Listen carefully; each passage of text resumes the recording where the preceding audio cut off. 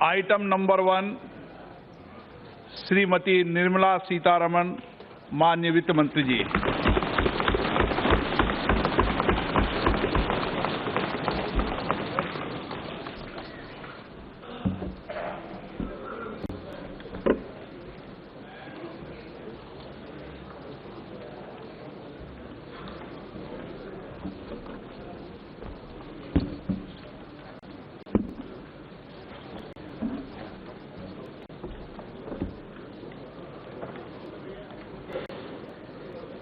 धन्यवाद जी। Speaker sir, I rise to present the budget for the year 2019-20. The recent election, which brought us to this august house today, was charged with brimming hope and desire for a bright and stable new India. Like never before, India celebrated its democracy by coming out to vote in large numbers. Voters' turnout was highest at 67.9%. Every section, young, old, first-time voters, voters since the first general election, women, all turned up to stamp their approval of a performing government. Through their unambiguous and firm mandate, they have reaffirmed putting the nation first. The people of India have validated the two goals for our country's future, that of national security and economic growth. The first term of Honorable Prime Minister Narendra Modi-led NDA government stood out as a performing government, a government whose signature was in the last mile delivery. Between 2014 and 19, we provided a rejuvenated center-stage dynamic, cooperative federalism, GST Council, and a strident commitment to fiscal discipline. We had set the ball rolling for a new India, planned and assisted by the Niti Aayog, a broad-based think tank.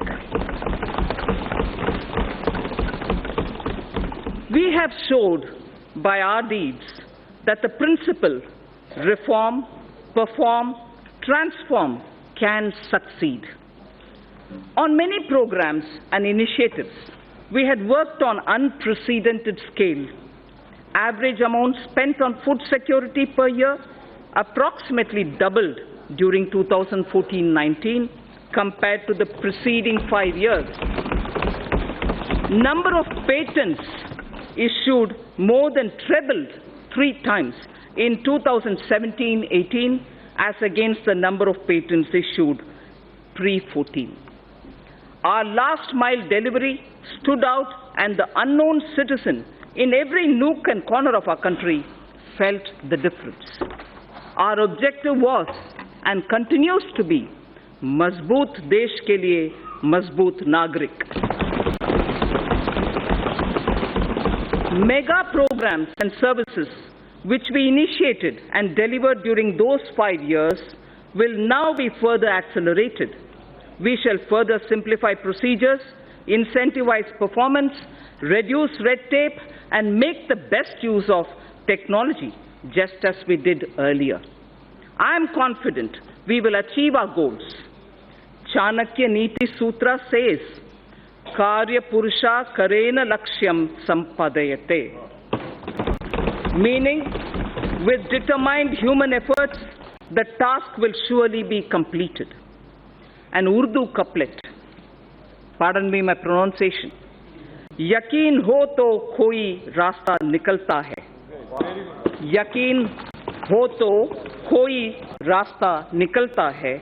Hawa ki oat bhi lekar charag jalta hai.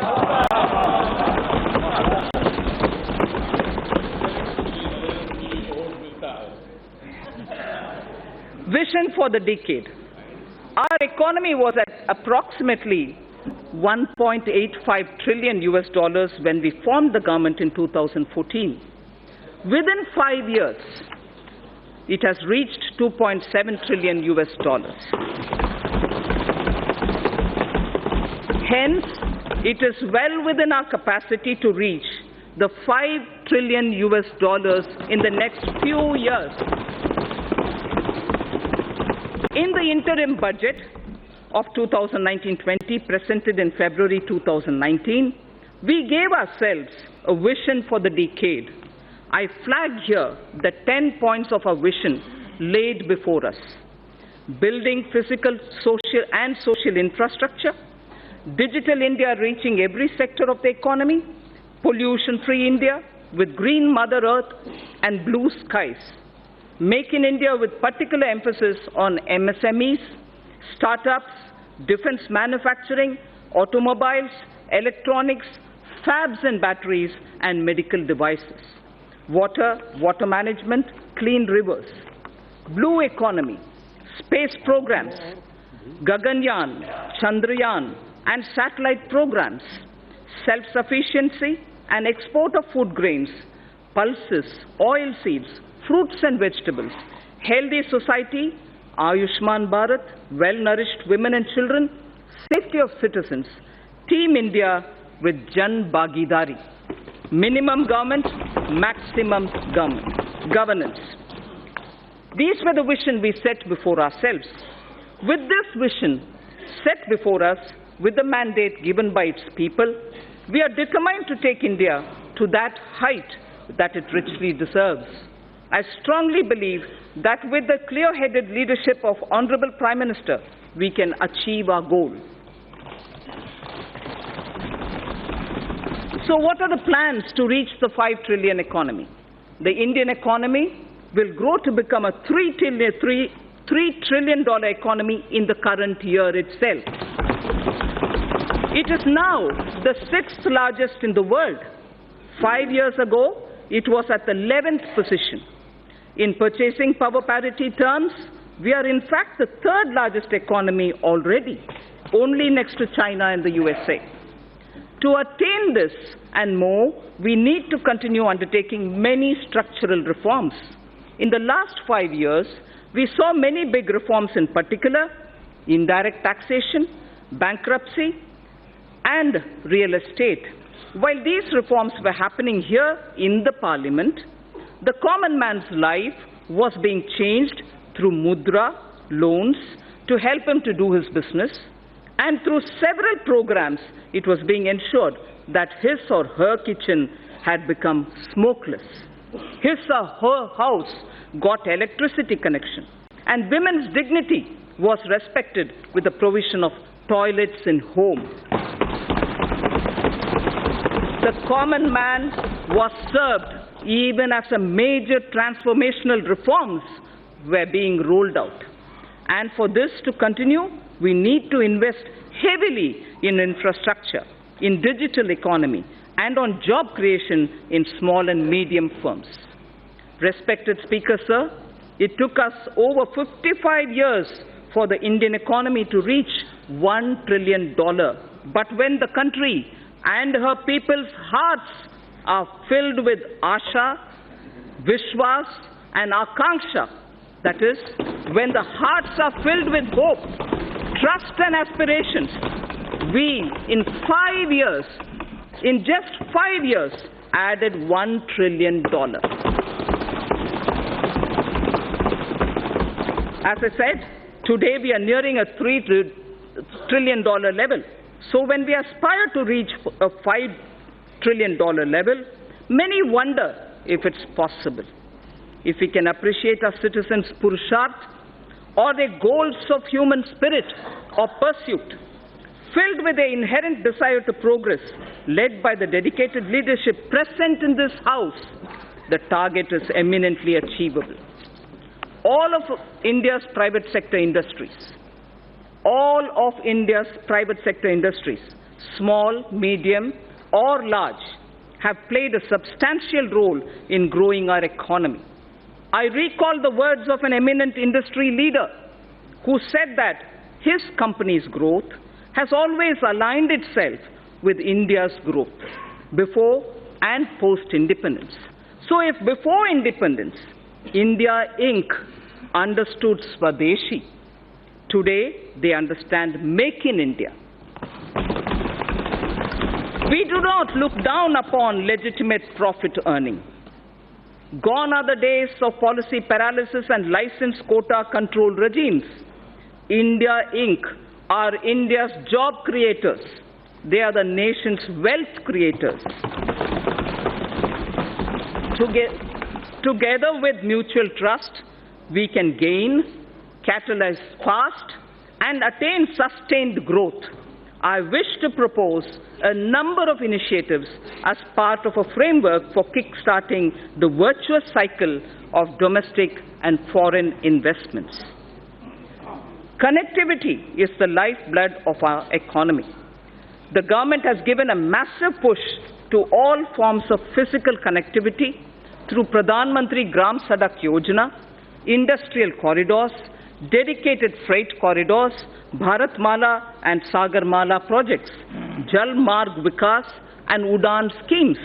While the industrial corridors would improve infrastructure availability for greater industrial investment in the catchment regions, the dedicated freight corridors would mitigate the congestion of a railway network benefiting the common man.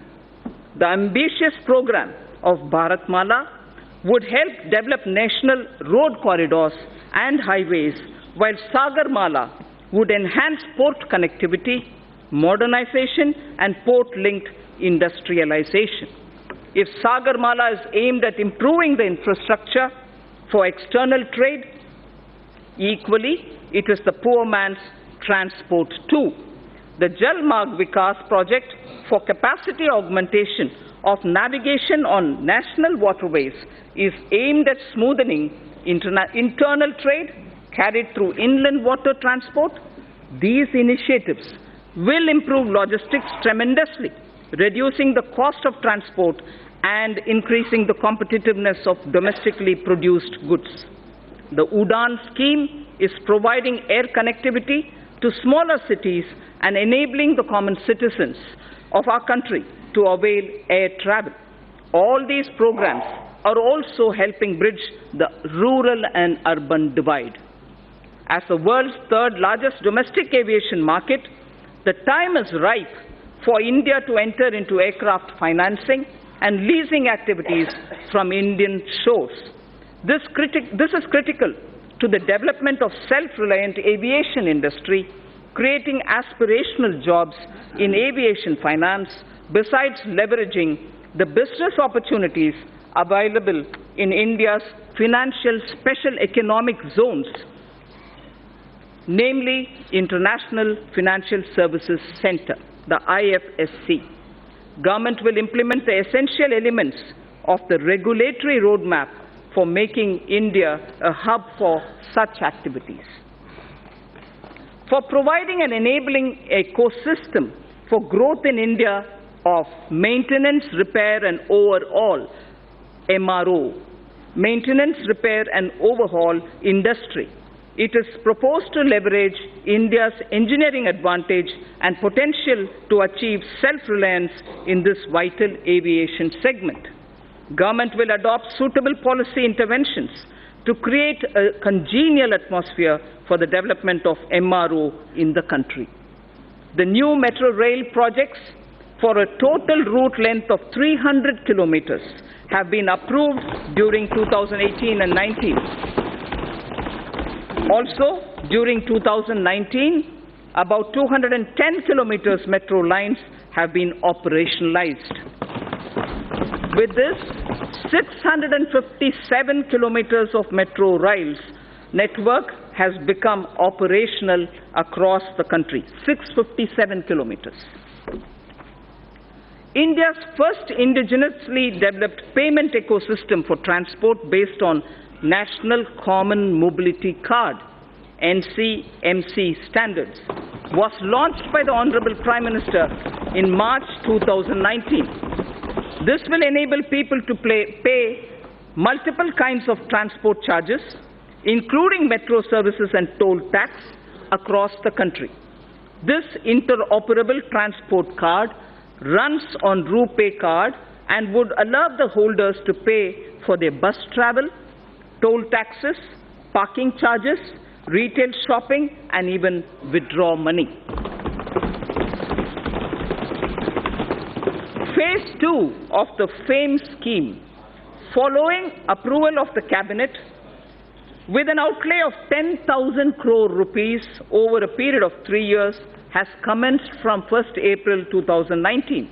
The main objective of the scheme is to encourage faster adoption of electric vehicles by way of offering upfront incentive on purchase of electric vehicles and also by establishing the necessary charging infrastructure for electric vehicles. Only advanced battery and registered e-vehicles will be incentivized under the scheme, with greater emphasis on providing affordable and environment-friendly public transportation options for the common man. The government will carry out a comprehensive restructuring of National Highway Program to ensure that the National Highway Grid of desirable length and capacity is created using financiable model. After completing the phase 1 of Bharatmala, in the second phase, states will be helped to develop state road networks. We need to develop our inland waterways to shift a significant portion of inland cargo movement from road and rail. This government envisions using the rivers for cargo transportation, which will also help to decongest roads and railways. As part of the Jal Marg Vikas project, for enhancing the navigational capacity of the Ganga, a multimodal terminal at Varanasi has become functional in November 2018, and two more such terminals at Sahibganj and Haldia, a navigational lock at Farakka, would be completed in 1920. The movement of cargo volume on Ganga is estimated to increase by nearly 4 times in the next 4 years. This will make movement of freight, passenger cheaper and reduce our import bill. It is estimated that railway infrastructure would need an investment of 50 lakh crores between 2018 to 2030. Given that the capital expenditure outlays of railways are around 1.5 to 1.6 lakh crores per annum, completing even all sanctioned projects would take decades. It is therefore proposed to use public-private partnership to unleash faster development and completion of tracks, rolling stock manufacturing, and also delivery of passenger freight services. To take connectivity infrastructure to the next level, we will build on the successful model in ensuring power connectivity, one nation, one grid. Earlier we spoke about one nation, one card for mobility of common man. Now it is one nation, one grid that has ensured power availability to states at affordable rates. I propose to make available a blueprint this year for developing gas grids, water grids, highways, and regional airports. So the scaling up that we talked about, which marks the USP of this government, is revealed in each one of these examples. We do it in that scale each time. The recommendations of high-level empowered committee on retirement of old and inefficient plants and addressing low utilization of gas plant capacity due to paucity of natural gas will also be taken up for implementation now. Our government launched Ujjwal Discom Assurance Yojana, UDAY, in 2015, aimed at financial and operational turnaround of discoms. Government is examining the performance of the scheme, and it will further get improved.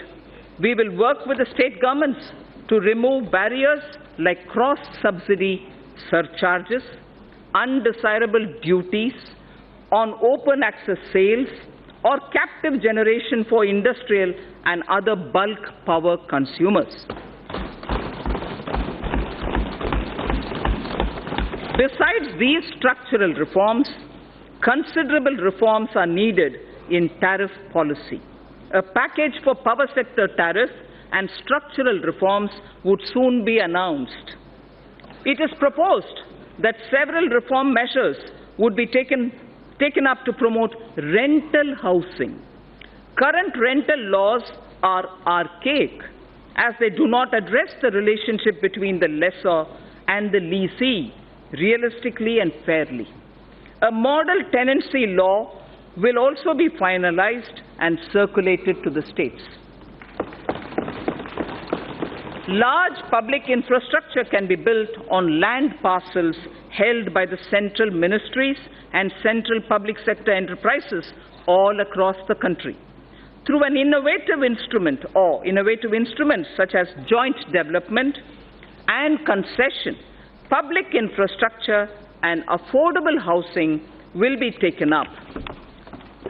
For ease of access to credit for MSMEs, Government has introduced providing of loans up to 1 crore rupees for MSMEs within 59 minutes through a dedicated online portal.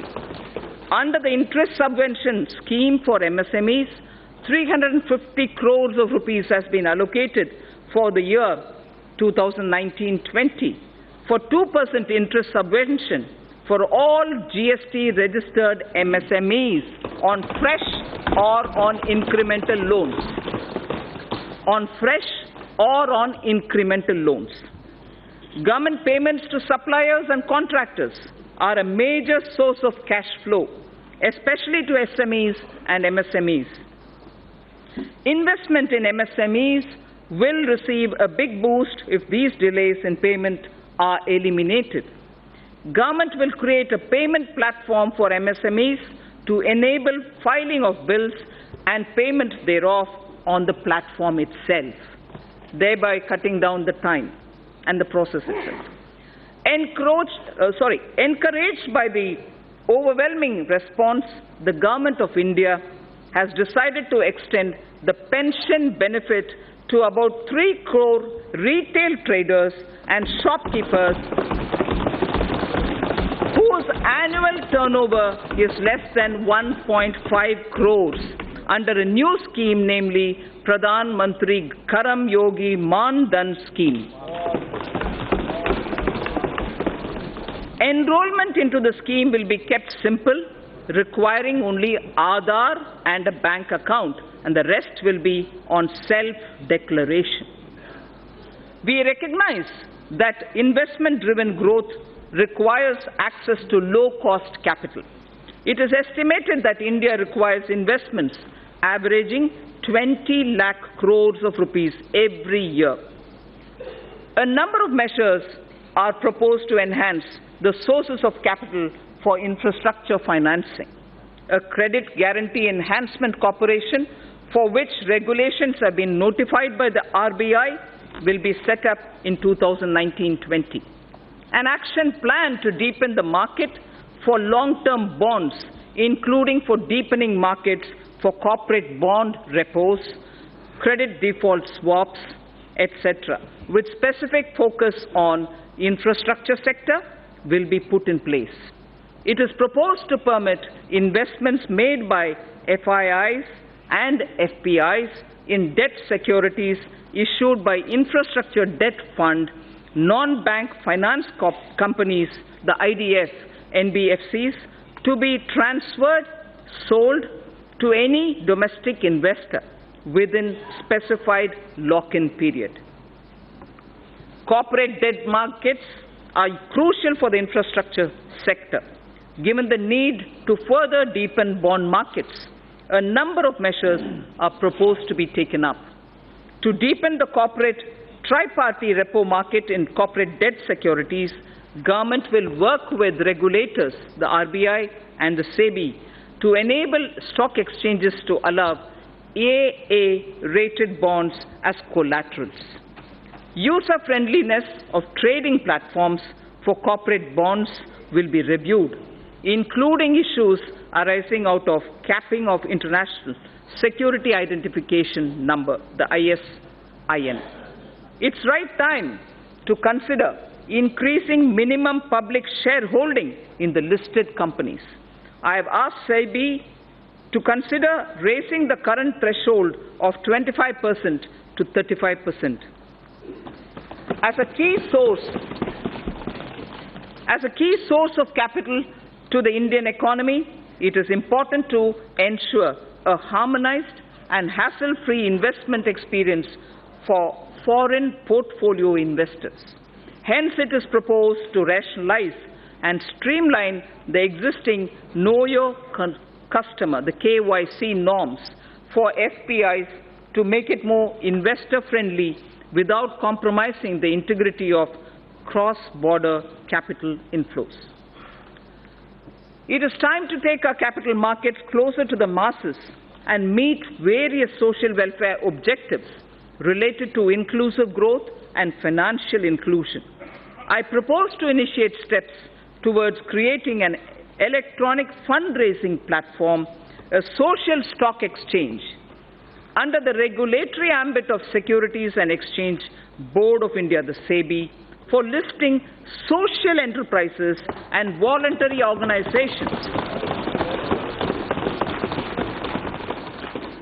For listing social enterprises and voluntary organizations working for the realization of a social welfare objective so that they can raise capital as equity, debt, or as units like a mutual fund.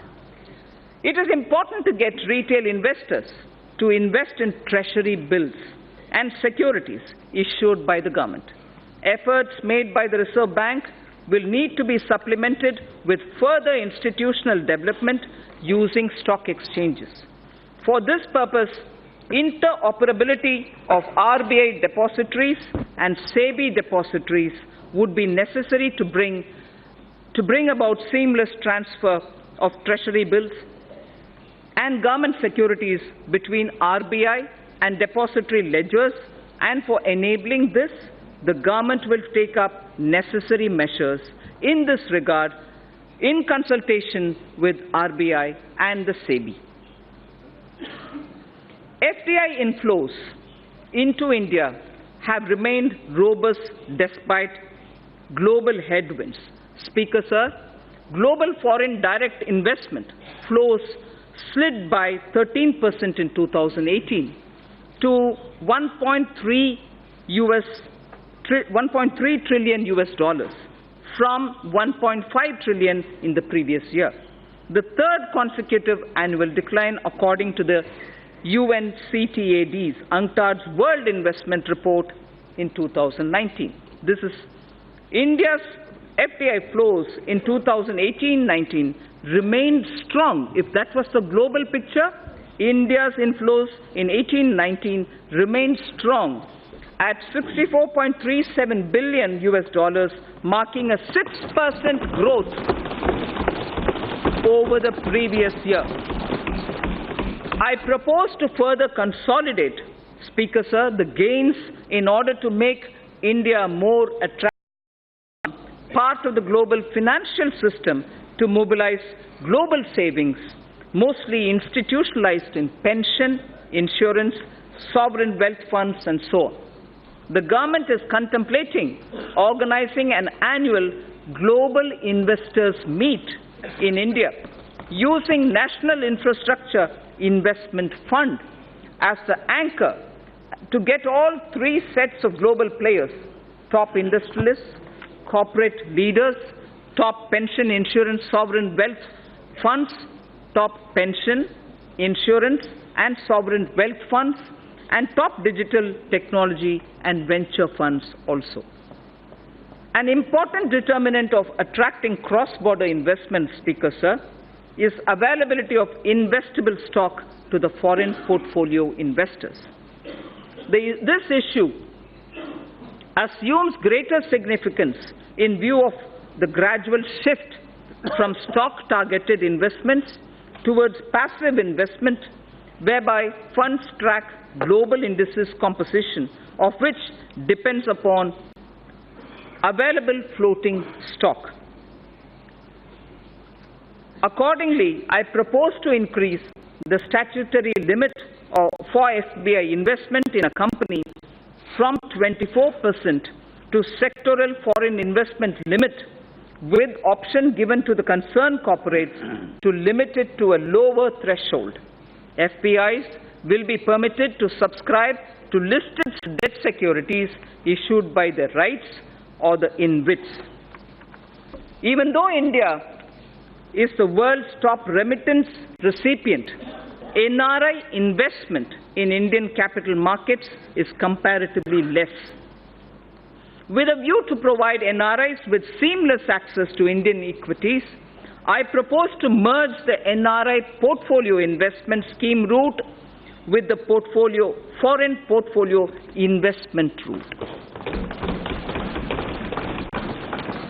New and innovative financial instruments have been launched in the last 5 years, like Infrastructure Investment Trust, the InvITs which I referred to a minute ago, Real Estate Investment Trust, the REITs which I referred to a minute ago, as well as models like Toll Operate Transfer, the TOT, as part of the Brownfield Asset Modernization Strategy for augmenting infrastructure investment.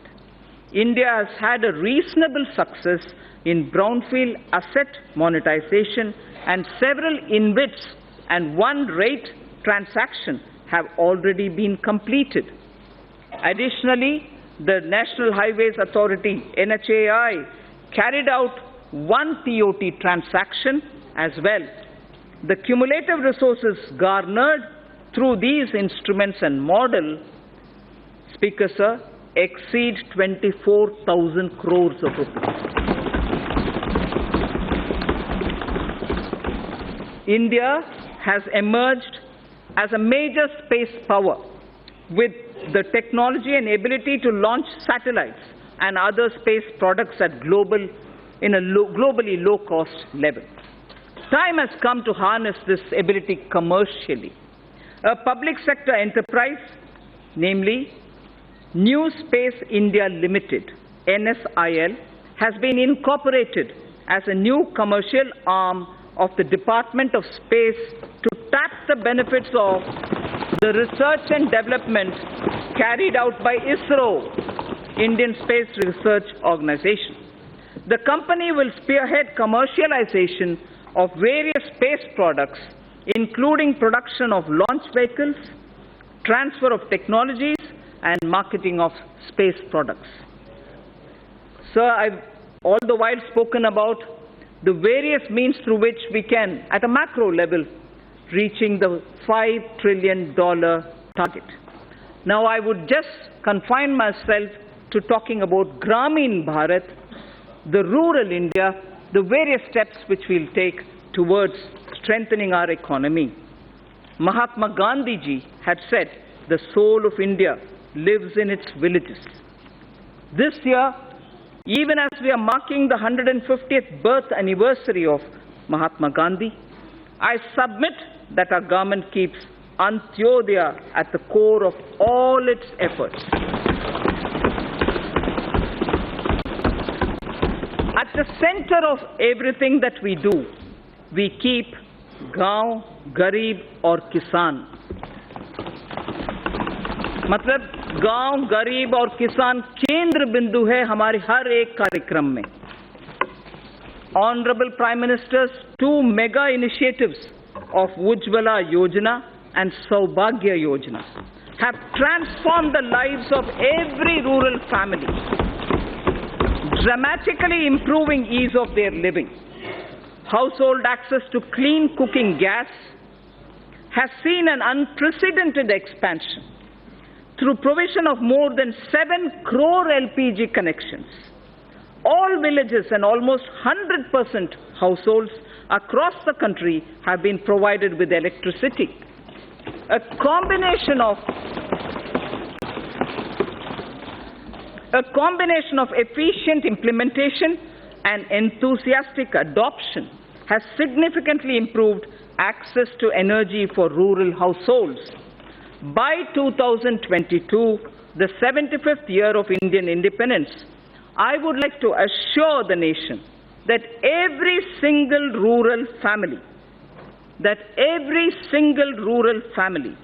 except those who are unwilling to take the connection, except, Speaker Sir, it's important to understand, except those who are unwilling to take the connection will have an electricity and a clean cooking facility.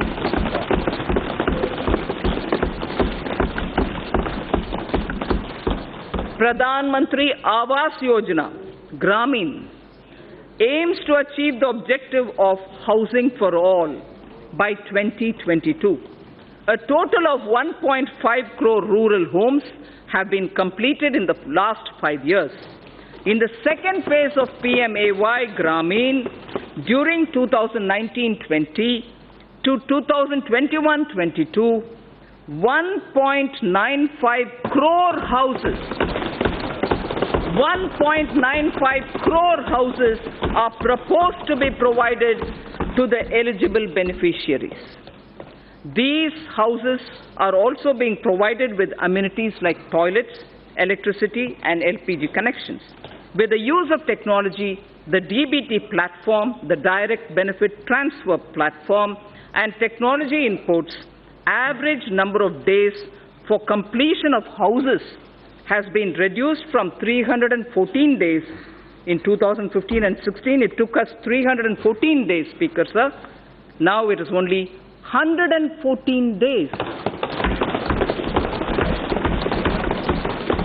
Please allow me to repeat this. If the completion of houses required 314 days in 2015-16, by the time it was 2017-18, it has now come down to only 114 days, and that is why the scale of our achievement is possible. Fishing and fishermen. Fishing and fishermen communities are closely aligned with farming and are crucial to rural India. Through a focused scheme, the Pradhan Mantri Matsya Sampada Yojana, the Department of Fisheries will establish a robust fisheries management framework. This will address critical gaps in the value chain, including infrastructure modernization, traceability, production, productivity, post-harvest management, and quality control.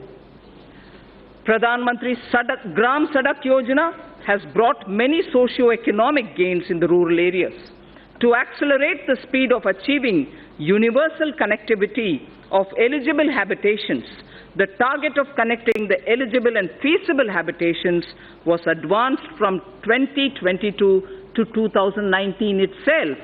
I am happy to inform that all-weather connectivity has now been provided to over 97% of all such habitations.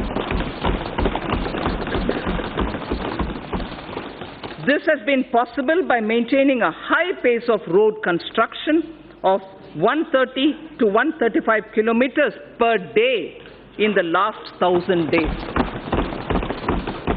Committed to the agenda of sustainable development, 30,000 kilometers of Pradhan Mantri Gram Sadak Yojana roads have been built using green technology, waste plastic and cold mix technology, thereby reducing the carbon footprint. With the changing economic scenario, it is important to upgrade roads connecting villages to the rural markets. For this, Pradhan Mantri Gram Sadak Yojana Phase 3 is envisaged to upgrade 1,25,000 kilometers of road length over the next 5 years, with an estimated cost of 80,250 crores of rupees. 1,25,000 kilometers of roads will be upgraded under Pradhan Mantri Gram Sadak Yojana Phase 3, and the amount estimated for this is 80,250 crores.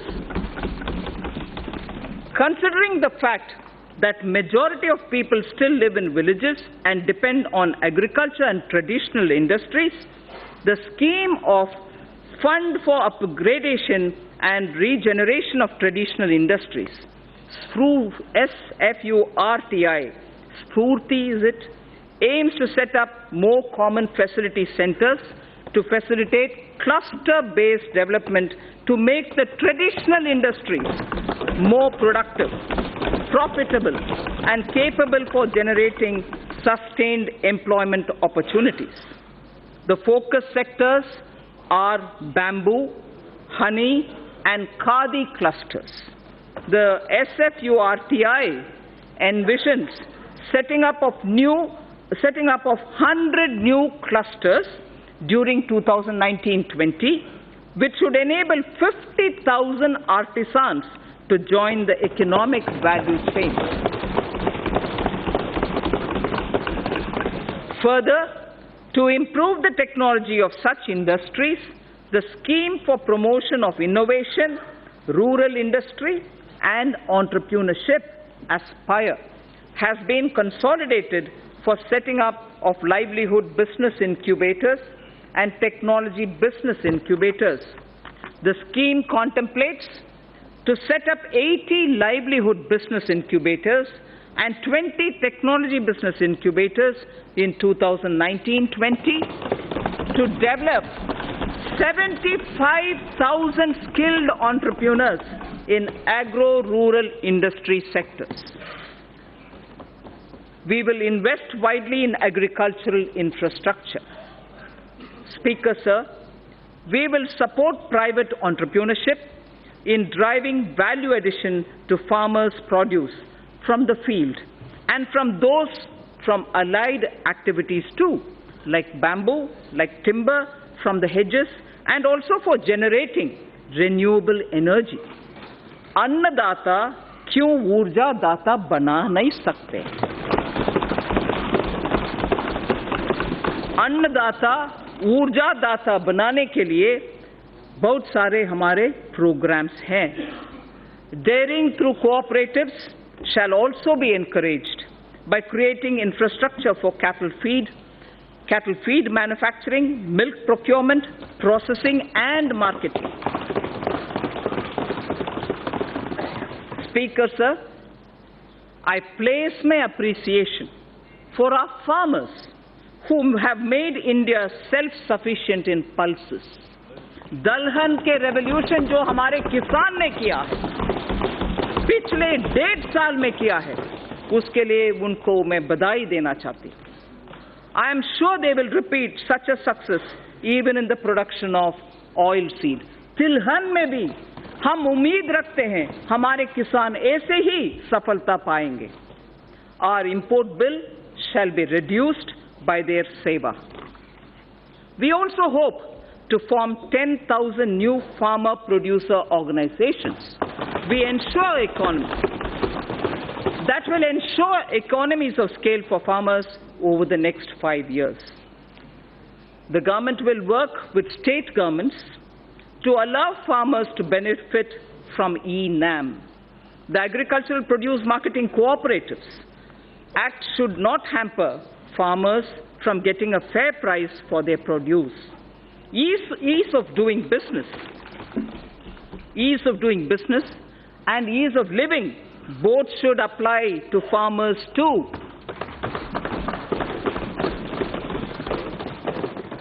And we shall go back to basics on one count. Speaker, sir, I would like to draw your attention. We shall go back to basics on one count. Zero budget farming. Zero budget farming may not be a new thing. That is why I said we'll go back to basics. We need to replicate this innovative model. Some states have already tried somewhat. We need to replicate this innovative model through which, in a few states, farmers are already being trained in this practice. Steps such as this can help in doubling our farmers' income in time for our 75th year of independence. Ensuring India's water security and providing access to safe and adequate drinking water to all Indians is a priority for this government. A major step in this direction has been constitution of the Jal Shakti Mantralaya, integrating the Ministry of Water Resources, River Development and Ganga Regeneration and the Ministry of Drinking Water and Sanitation. This was done by integrating these many ministries and departments. This new Mantralaya will look at the management of our water resources and water supply in an integrated and holistic manner and will work with states to ensure Har Ghar Jal, Har Ghar Jal, to all rural households by 2024 under the Jal Jeevan Mission.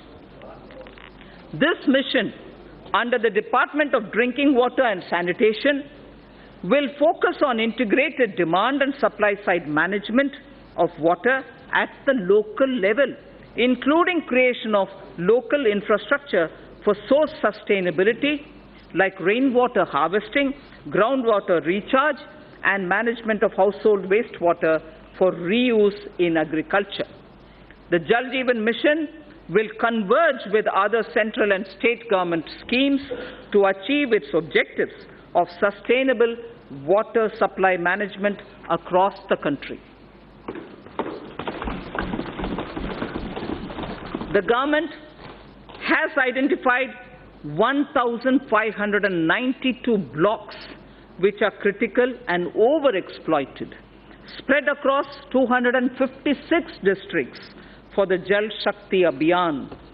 Besides using funds available under various schemes, the government will also explore possibility of using additional funds available under the Compensatory Afforestation Fund Management and Planning Authority, the CAMPA, for this purpose.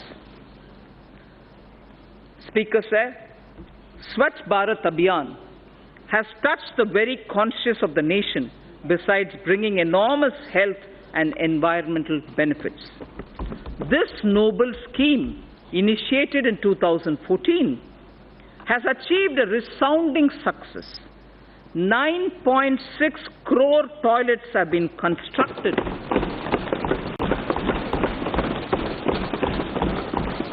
9.6 crore toilets have been constructed since October the 2nd, 2014. More than 5.6 lakh villages have become open defecation free. We have to build on this success. We must not only sustain the behavioral change seen in people, but also harness the latest technologies available to transform waste into energy. I propose to expand the Swachh Bharat mission to undertake sustainable solid waste management in every village.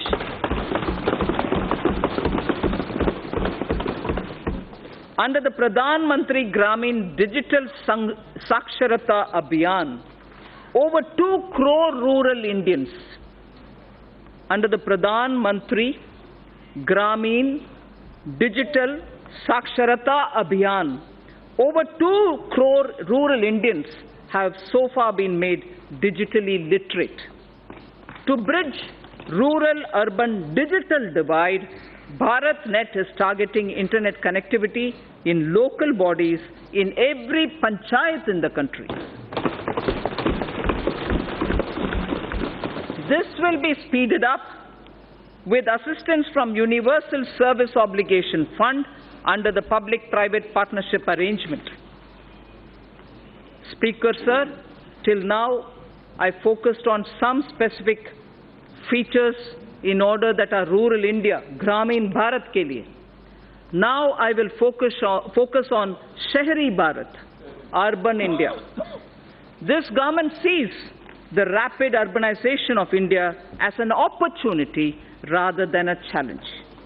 We have to make both our cities and villages better using technology. This way, we can help people live closer to their homes stop migration into cities, provide essential services to all. Under Pradhan Mantri Awas Yojana, urban, over 81 lakh houses with an investment of about 4.83 lakh crores have been sanctioned, of which construction has started in about 47 lakh houses. Over 26 lakh houses have been completed, of which nearly 24 lakh houses have been delivered to the beneficiaries. There is large-scale adoption of new technologies for construction of these houses. Over 13 lakh houses have so far been constructed using these new technologies. More than 95% of our cities also have become ODS, open defecation free. 95% of all cities have become, or they have declared themselves ODS. More than 45,000 public and community toilets across 1,700 cities have been uploaded on Google Maps, covering more than 53% of India's urban population. Almost 1 crore citizens have downloaded the Swachhata app. The 150th birth anniversary of Mahatma Gandhi is an apt occasion for us to rededicate ourselves to the ideals of the Mahatma. Honorable Prime Minister took the sankalp of achieving Gandhiji's resolve of Swachh Bharat to make India open defecation free by 2nd October 2019. I'm very satisfied and I'm very happy to report to this August that this would be achieved by the 2nd of October. To mark this occasion, the Rashtriya Swachhata Kendra will be inaugurated at Gandhi Darshan, Rajghat on 2nd October 2019. A Gandhipedia, like encyclopedia on Gandhi, a Gandhipedia is also being developed by National Council for Science Museums to sensitize youth and society at large about positive Gandhian values. Indian Railways suburban and long-distance services do a phenomenal task in cities like Mumbai and smaller cities. Railways will be encouraged to invest more in suburban railways through special purpose vehicle structures like rapid regional transport system proposed on the Delhi Meerut route. I propose to enhance the metro railway initiatives by encouraging more PPP initiatives and ensuring completion of sanctioned works while supporting transit-oriented development to ensure commercial activity around transit hubs. We are in the process of completing the dedicated freight corridor project that will free up some of the existing railway network for passenger trains. Speaker, sir, allow me now to speak on the youth of India. The government will bring in a new national educational policy to transform India's higher education system to one of the global best education systems. The new policy proposes major changes in both school and higher education, among others, better governance systems, and brings greater focus on research and innovation. We propose to establish a national research foundation to fund, to coordinate, and to promote research in the country. NRF, or the National Research Foundation, will assimilate the research grants being given by various ministries independent of each other. NRF will ensure that the overall research ecosystem in the country is strengthened with focus on identified thrust areas relevant to our national priorities and towards basic science without duplication of effort and expenditure. We would work out a very progressive and research-oriented structure for the NRF itself.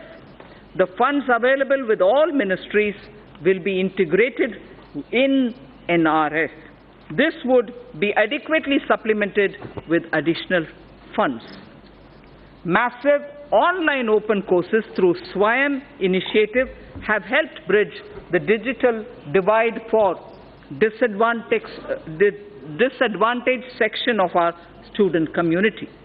To upgrade the quality of teaching, the Global Initiative of Academic Networks, GYAN, program in higher education was started, aimed at tapping the global pool of scientists and researchers. The imprint or impacting research innovation and technology scheme began as PAN-IIT and IISc joint initiative to develop a roadmap for research to solve major issues are becoming the centers of innovation. These initiatives have upgraded the quality of education. There was not a single Indian institution in the top 200 in the world university rankings 5 years back. I repeat, there was not a single Indian institution in the top 200 in the world university rankings for 5 years back. Due to the concentrated efforts and concerted efforts by our institutions to boost their standards and also to project their credentials better, we have now 3 institutions, 2 IITs and IISc Bangalore in the top 200 institutional bracket. This is a window open now thanks to all our efforts. We will continue making concerted efforts to improve the performance of our institutions of higher learning. An amount of 400 crores has been provided under the head World-Class Institutions for the year 2019-20, more than 3 times the revised estimates for the previous year. More than 3 times the revised estimates of the previous year. India has the potential to become a hub of higher education. I therefore propose to start a program, Study in India, that will focus on bringing foreign students to India in our higher educational institutions. The regulatory systems of higher education would be reformed comprehensively to promote greater autonomy and focus on better academic outcomes. A draft legislation for setting up of Higher Education Commission of India would be presented in the year ahead. Khelo India scheme, launched in October 2017, has created awareness of sports as an integral part of wellness throughout the country. The government is committed to expand Khelo India scheme and to provide all necessary financial support. To popularize sports at all levels, a National Sports Education Board for development of sportspersons would be set up under Khelo India scheme. Sir Speaker, this government recognizes and follows the teachings of Lord Bashveshwara. This government recognizes and follows the teachings of Lord Basaveshwara, in particular the principle of Kayaka and Dasoha. Implementing Kayakeva Kailasa, the government enables about 10 million youth to take up industry-relevant skill training through the Pradhan Mantri Kaushal Vikas Yojana. This is helping to create a large pool of skilled manpower with speed and high standards. Demographic trends worldwide show that major economies will face severe labor shortages in the future. To prepare our youth to also take up jobs overseas, we will increase focus on skill sets needed abroad, including language training. We will also lay focus on new age skills like artificial intelligence, Internet of Things, big data, 3D printing, virtual reality, and robotics, which are valued highly both within and outside the country and offer much higher remuneration. Drawing again on Lord Basaveshwara, his principle of Dasoha underlines most things this government does. Give it up for giving up LPG subsidy, or the various pension schemes, or on the principle of sharing through distribution for the wellness of society, which is what Lord Basaveshwara did even earlier in a millennia ago. The government is proposing to streamline multiple labor laws into a set of 4 labor codes. Sir, for the sake of labor welfare, I'd like to repeat this slide. The government is proposing to streamline multiple labor laws into a set of 4 labor codes.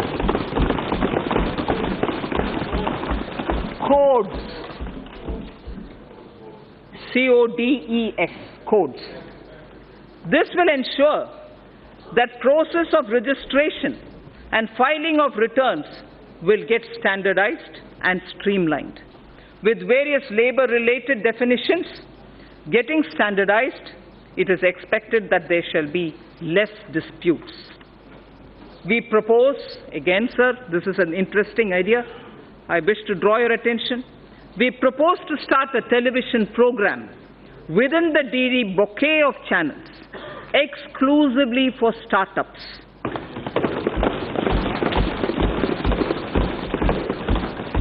This shall serve as a platform for promoting startups, discussing issues affecting their growth, matchmaking with venture capitalists, and for funding and tax planning. This channel shall be designed and executed by startups themselves. Later, in the speech, I shall deal with taxation matters of the startups.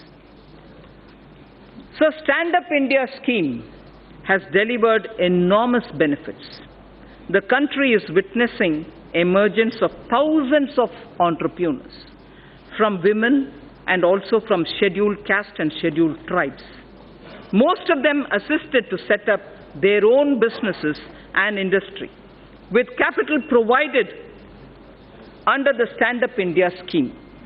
Considering the beneficial results of the scheme and strong demand for its continuance by the SC and ST communities themselves, the scheme would now be continued for the entire period coinciding with the 15th Finance Commission, that is 2020 to 2025. The banks will provide financial assistance for demand-based businesses, including, for example, for acquisition of scavenging machines and robots. Sir, Speaker, the Stand Up India scheme has made human dignity and self-esteem to go up. Kaikeva Kailasa, I said earlier, and I repeat, the Ministry of Petroleum and Natural Gas has enabled SC and ST entrepreneurs in providing bulk LPG transportation contracts to them. In a matter of 2 years, over 300 entrepreneurs have emerged as a result of the stand-up scheme. Machines and robots have been deployed to do scavenging, which also saved the manual scavengers their dignity. The synthesis between stand-up and start-up, with commercial banks playing the catalyst, has brought this transformational change. Sir, now I shall concentrate a few paragraphs on ease of living. After all, everything that this government does with the principle of minimum government, maximum governance is aimed at getting ordinary citizens' life a bit easier. So the ease of living is a very important principle. This government aims to bring greater ease of living in the lives of its citizens. Digital payments are gaining acceptance everywhere, including by the government. Use of technology is an effective way to ensure this. Pradhan Mantri Shram Yogi Man Dhan was launched on 5th March 2019 by the Honorable Prime Minister in Ahmedabad. The scheme aims at providing 3,000 rupees per month as pension on attaining the age of 60 to crores of workers in unorganized and informal sectors. About 30 lakh workers have already joined the scheme.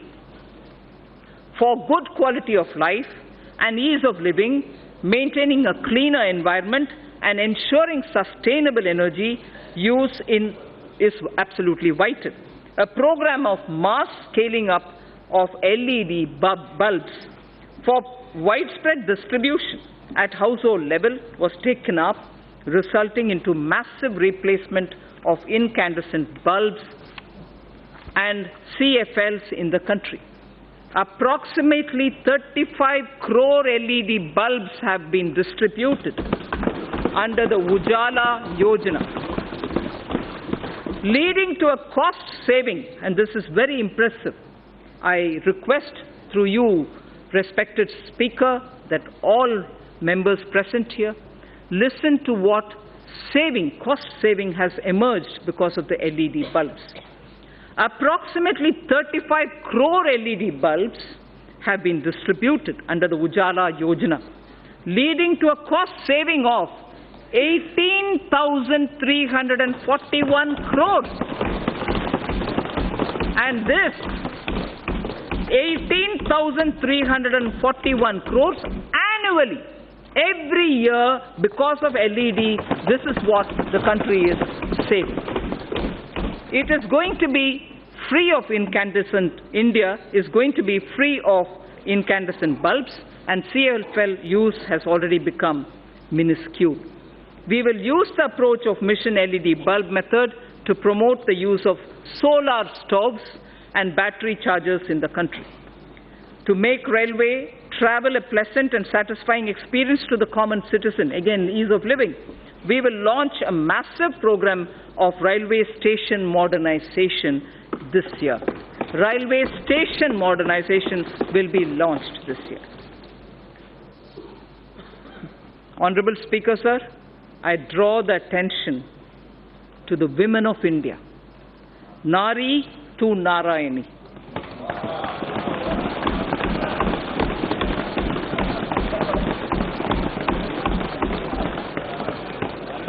We believe, obviously this country's tradition has been Nari to Narayani. Swami Vivekananda, in a letter to Swami Ramakrishnananda, had said, "There's no chance for the welfare of the world unless the condition of women is improved." I repeat, there is no chance for the welfare of the world unless the condition of women is improved. It is not possible. It is not possible for a bird to fly on one wing. Swami Vivekananda's words. This government believes that we can make progress with greater women's participation. In India's growth story, sir, I would like to draw your attention. In India's growth story, particularly in the rural economy, Gramin Arthvyavastha mein, the role of women is a very sweet story. Gramin Arthvyavastha mein Mahila ki Bhagidari ekdam ek sunera kahani hai. This government wishes to encourage and facilitate the role of women. Gender analysis of the budget aimed at examining the budgetary allocation through a gender lens has been in place for over a decade.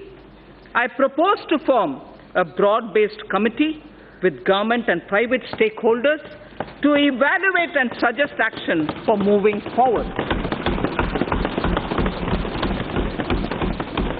There is no segment of human life where the contribution of women is not significant. There is no segment where the contribution of women is not significant. This government firmly believes that the socio-economic transformation that is taking place, particularly in the last decade, India's women's role and leadership is distinct. The recent elections have shown record turnout of women voters at par with men. Record turnout of women voters at par with men.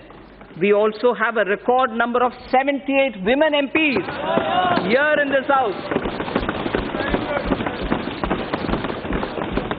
This reinforces our approach of going beyond just women-centric policy.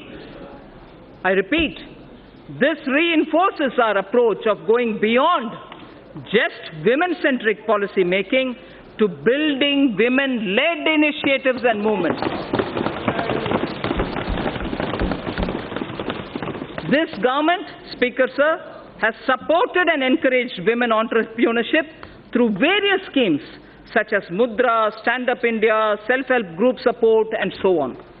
In order to further encourage women enterprises, I propose to expand the Women SHG Interest Subvention Program to all districts in India. Furthermore, for every verified woman SHG member having a Jagan bank account, for every verified woman SHG member having a Jagan account, an overdraft of 5,000 shall be allowed. Again, one woman in every SHG, which is spread all across the country, one woman in every SHG will also be made eligible for a loan up to 1 lakh under the Mudra scheme.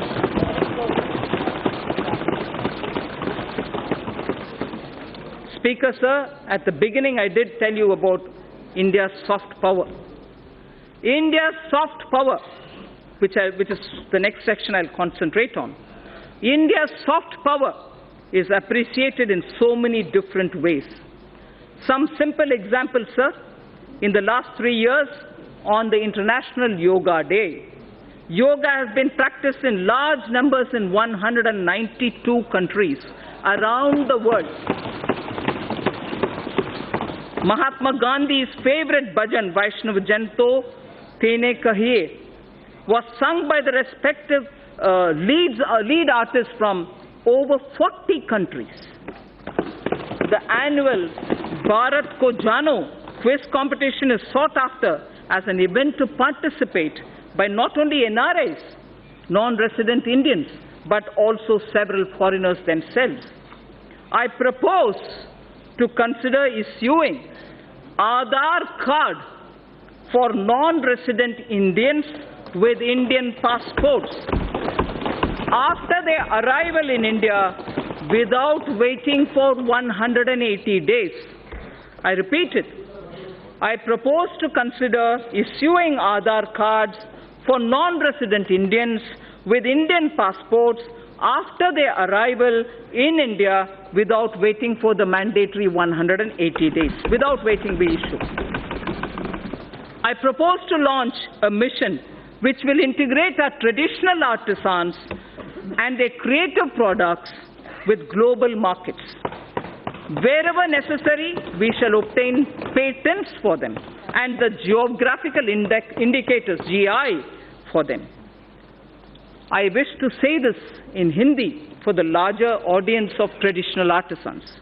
इस उद्देश्य से मैं इस गरिमामय प्रांगण से पहली बार यह घोषणा करती हूँ कि हम भारत के सृजनात्मक उद्योगों को अर्थव्यवस्था से जोड़कर जहां आवश्यक है बौद्धिक संपदा अधिकारों से संरक्षित करके राष्ट्रीय और अंतर्राष्ट्रीय बाजार तक पहुंचाने की मुहिम प्रारंभ करेंगे।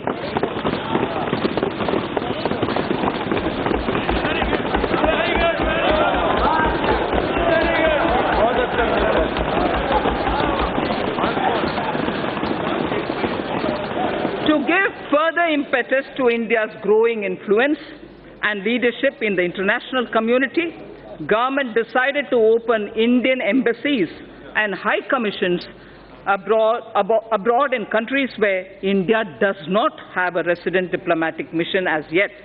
Accordingly, in March 2018, government approved opening of 18 new Indian diplomatic missions in Africa.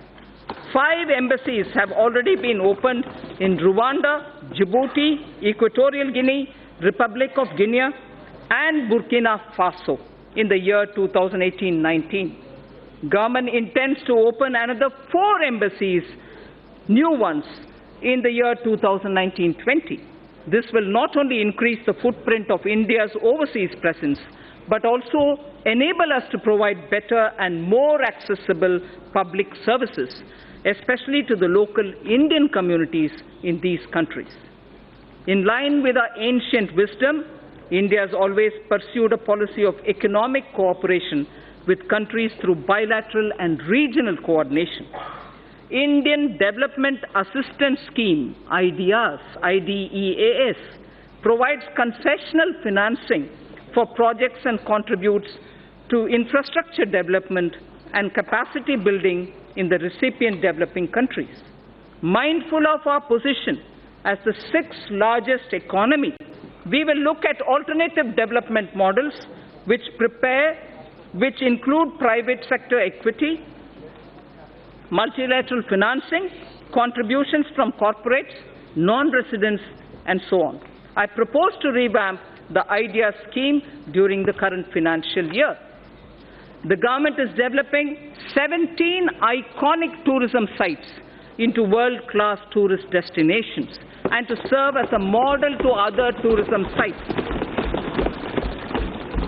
The iconic tourism sites would enhance visitor experience, which would lead to increased visits of both domestic and international tourists at these destinations.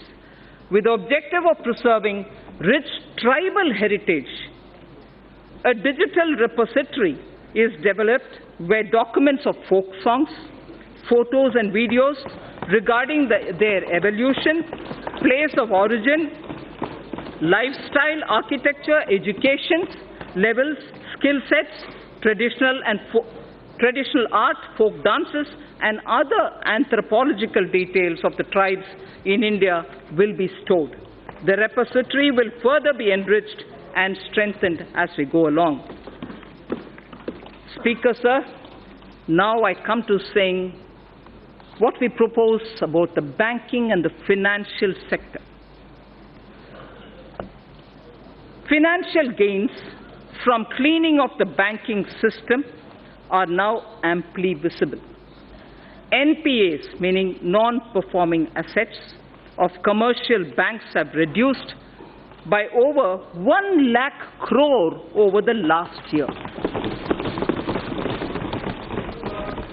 Record recovery of over 4 lakh crore due to IBC and other measures has been effected in the last 4 years. Provision coverage ratio is now at its highest in 7 years, and domestic credit growth has risen by 13.8%.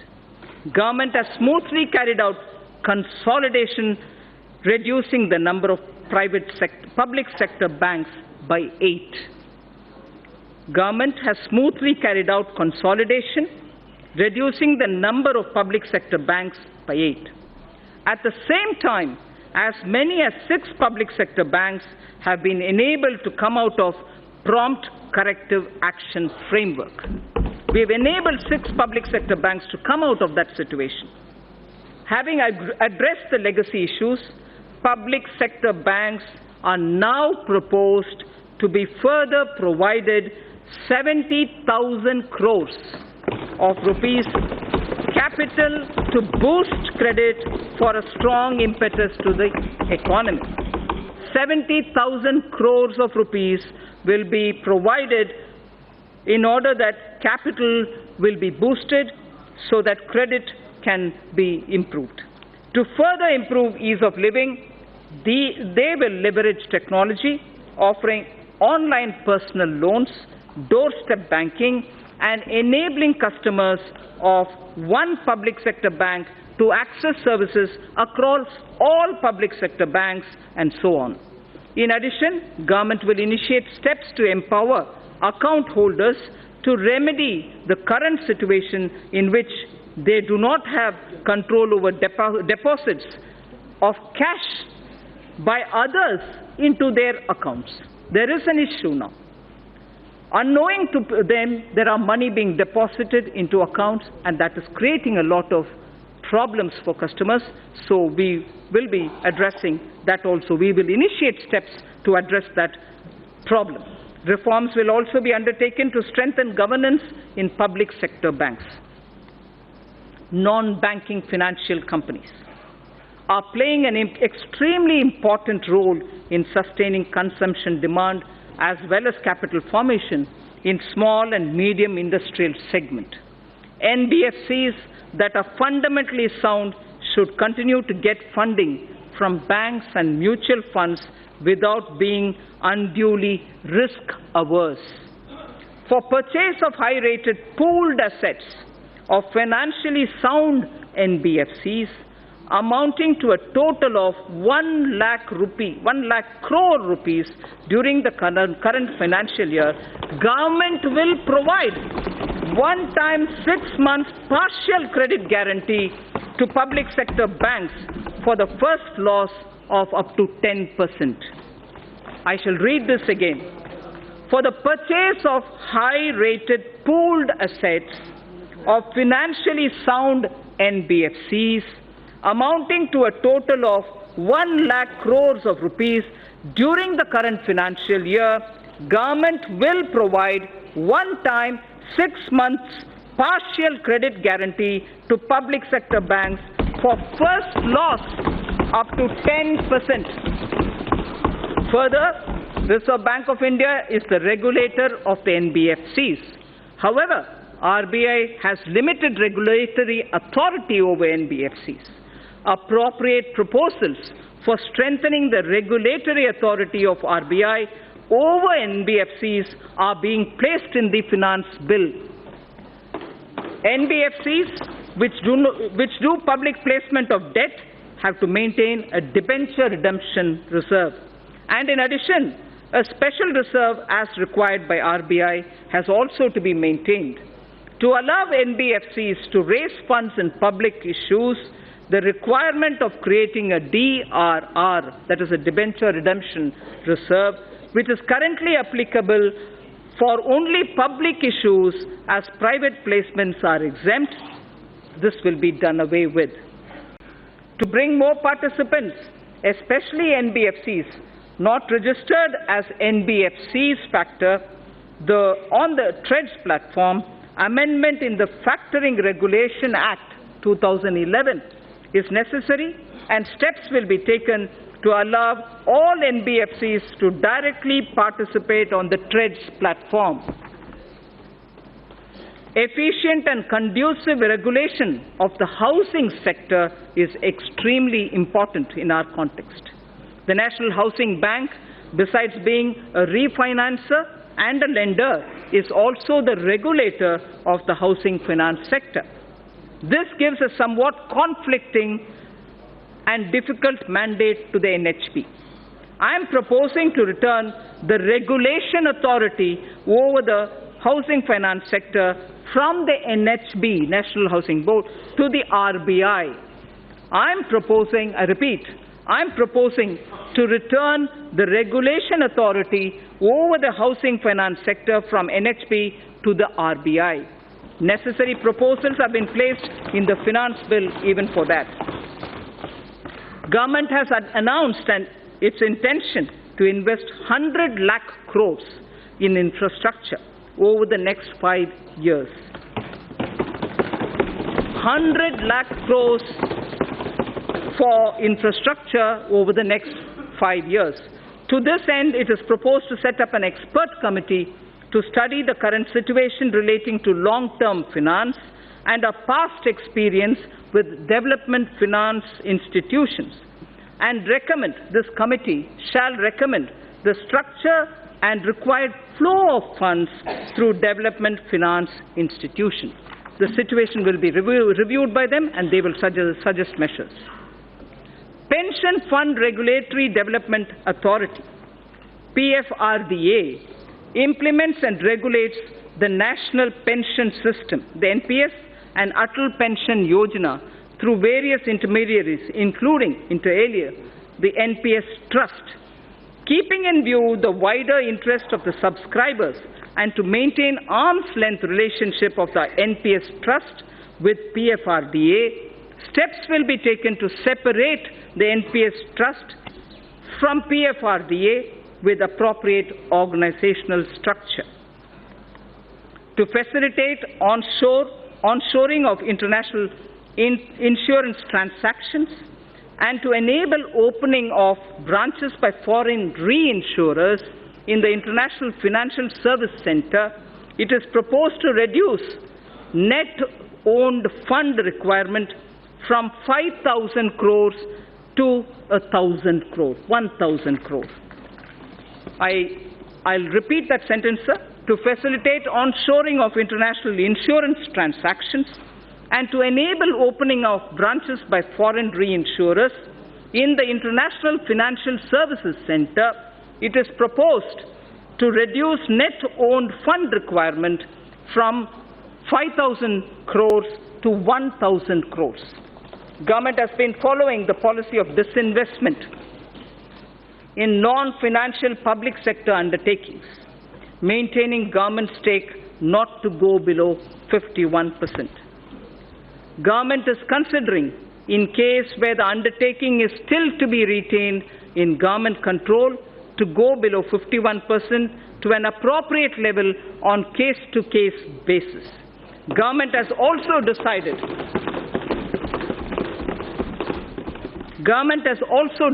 to modify present policy of retaining 51% government stake to retaining 51% stake inclusive of the stake of government-controlled institutions. Sir Speaker, in order to improve the capital flows into the Indian economy, it is important to align domestic corporate systems and practices with global ones. It is also appreciated that global finance movement in equity uses certain parameters to evaluate the stocks in which they choose to invest.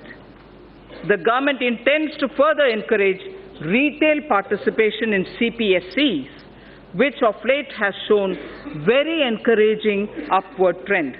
In order to provide additional investment space, the government would realign its holding in CPSEs, including banks, to permit greater availability of its shares and to improve depth of its market.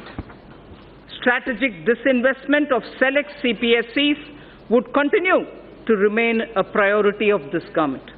In view of current macroeconomic parameters, government would not only reinitiate the process of strategic disinvestment of Air India, but would offer more CPSEs for strategic participation by the private sector. I repeat this sentence. Strategic disinvestment of select CPSEs would continue to remain a priority for this government. In view of current macroeconomic parameters, government would not only reinitiate the process of strategic disinvestment of Air India, but also would offer more CPSEs for strategic participation by the private sector. Government is setting an enhanced target of rupees 1,05,000 crore of disinvestment receipts for the financial year 2019-20. The government will undertake strategic sale of PSUs. The government will also continue to do consolidation of PSUs in the non-financial space as well. Sir, ETFs have proved to be an important investment opportunity for retail investors and has turned out to be a good instrument of Government of India's disinvestment program. To expand this further, government will offer an investment option in ETFs on the line of equity-linked savings. scheme, which is ELSS. This would encourage long-term investments in CPSEs. For bringing better public ownership of the PSUs and also bring greater commercial and market orientation of the listed PSUs, the government will take all necessary steps to meet public shareholding norms of 25% for all listed PSUs and raise the foreign shareholding limits to maximum permissible sector limits for all PSUs, companies which are part of emerging market index. Sir, the Indian sovereign debt, external debt, India's sovereign external debt to GDP is among the lowest globally at less than 5%. Honorable Speaker, sir, this is a very important indicator for India. I am repeating the line. India's sovereign external debt to GDP is among the lowest globally at less than 5%. The government will start raising a part of its gross borrowing program in external markets in external currencies. This will also have beneficial impact on demand situation for the government securities in domestic market. A new series of coins, sir, a new series of coins of 1 rupee, 2 rupees, 5 rupees, 10 rupees and 20 rupees, easily identifiable to the visually impaired also, were released by the government minister, by the Honorable Prime Minister on 7th March 2019. These new coins will be made available for public use shortly. Sir, in the first 50 years after independence, we emphasized on rights. So I draw your attention to this line, which marks the end of part A of my speech. In the first 50 years after independence, we emphasized on rights. Marking 75 years of our independence, we should place emphasis on our duty towards India. Place emphasis on our duty towards India without undermining our rights. Thinkers all over the world have supported the argument that in performing one's duty, protection of one's rights is inherent. In performing one's duty, the protection of one's right is inherent in it. For the bright future of India, when again in 2022 we will remember our freedom fighters, we should dedicate ourselves to the service of the nation. So now I move to part B, which is something of great interest for all of us, taxation related. Honorable Speaker, sir, I see a lot of members sitting up. Mr. Speaker, sir, I begin by thanking our taxpayers who, as responsible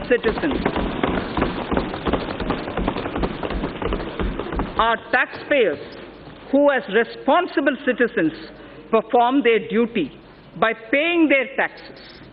It is because of their valuable contribution that our government is able to work for our collective dream of inclusive and all-round development of our nation.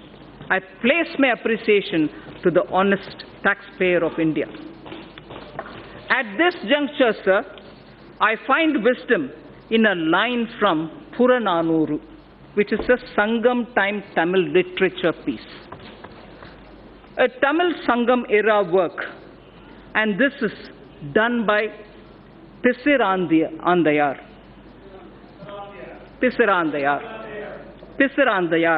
Yes. The verse, Yanai Pugunda Nilam, a land into which elephant gets in. Yanai Pugunda Nilam. This was sung as an advice to the king, a Pandyan king, Pandyan Aruvudai Nambi. The king is Pandyan Aruvudai Nambi, and Pisirandayar gives this advice to him. It's a long verse. I'm only picking up the first line, some line from the middle and the end. Kai nel aruthu kavalang koline. Kai nel aruthu kavalang koline. Arivudai vendan neriyarindhu koline. Arivudai vendan neriyarindhu koline.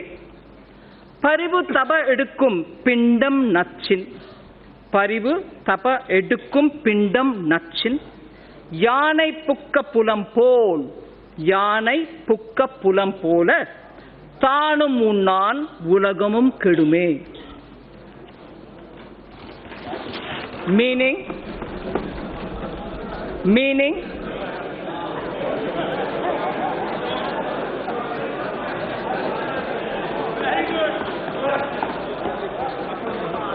a few mounds of rice, just a few mounds of rice from paddy that is harvested from a small piece of land would be sufficient for the elephant. For an elephant, just a few mounds of rice cooked from paddy which is taken from a small piece of land will be sufficient. But what if the elephant itself enters into the field and starts eating? It would eat far lesser than what it will trample with its foot. I hope the meaning is clear. So, the advice given to Pandian Arivudai Nambi is a valuable advice that this government appreciates. An elephant, if it is given mounds of rice, here I would refer to taxation, will be quite happy. It doesn't have to enter into the field and trample to eat the food. So we don't intend to trample anybody.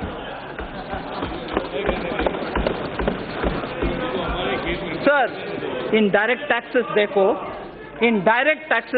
sir, Mr. Speaker, due to a slew of efforts taken by our government, the direct tax revenue has significantly increased over the past couple of years. It has increased by over 78% from 6.38 lakh crores in financial year 2013-14 to around 11.37 lakh crores in financial year 2018. From 6.38 lakh crores to 11.37 lakh crores between 13-14 and 18-19. It is now growing at double-digit rate every year. Let me recall, sir, and reiterate this government's effort over the past 5 years to alleviate the tax burden on small and medium income earners. This includes self-employed as well as small traders, salary earners, and senior citizens. Only when their annual taxable income exceeds 5 lakhs, only when their annual taxable income exceeds 5 lakhs, they are required to pay any income tax. The details of our efforts and achievements on this front during the past few years are given in the annexure to the speech. I am not going into the details of it. Speaker, sir, my tax proposals will aim to stimulate growth, incentivize affordable housing, and encourage startups by releasing the entrepreneurial spirit. It will also be geared towards promoting digital economy. I aim to simplify tax administration and bring greater transparency. So far as corporate tax is concerned, we continue with phased reduction in rates. Currently, a lower rate of 25% is only applicable to companies having annual turnover up to 250 crores. Currently, the lower rate of 25% is only applicable to companies having annual turnover of up to 250 crores. I propose to widen this to include all companies having an annual turnover of up to 400 crores. This will cover 99.3% of all the companies. Now, only 0.7% of companies will remain outside of this rate. So, in order to boost economic growth and make in India, the government will launch a scheme to invite global companies through a transparent competitive bidding to set up mega manufacturing plants in sunrise and advanced technology areas such as semiconductor fabrication, solar photovoltaic cells, lithium storage batteries, solar electric charging infrastructure, computer servers, laptops, etc., and provide them investment-linked income tax exemptions under 35 AD of the Income Tax Act and other indirect tax benefits. Sir, on electric vehicles. Considering our large consumer base, we aim to leapfrog and envision India as a global hub of manufacturing of electric vehicles. A global hub of manufacturing electric vehicles. Inclusion of solar storage batteries and charging infrastructure in the above scheme will boost our efforts. Government has already moved the GST Council to lower the GST rate on electric vehicles from 12 to 5%. Also, to make electric vehicle affordable to consumers, our government will provide additional income tax deduction of 1.5 lakhs of rupees on the interest paid on loans taken to purchase electric vehicles. What does this mean? This amounts to a benefit of 2.5 lakh crores over the loan period to the taxpayer who takes loans to purchase electric vehicles.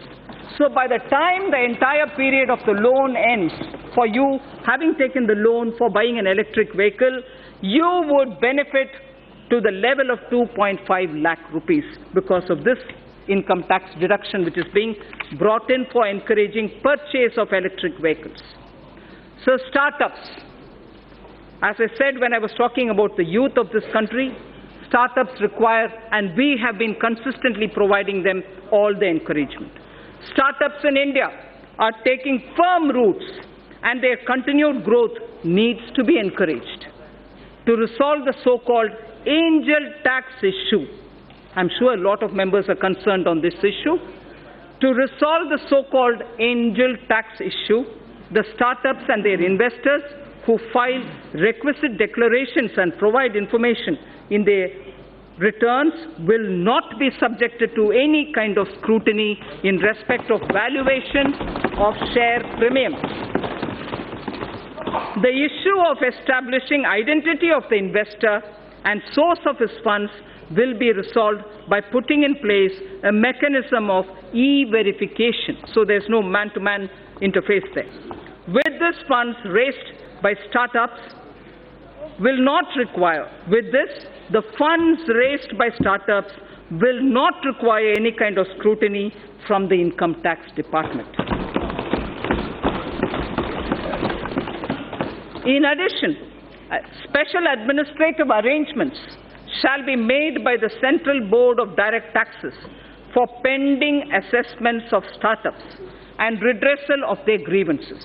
It will be ensured that no inquiry or verification in such cases be carried out by the assessing officer without obtaining approval of a supervisory officer.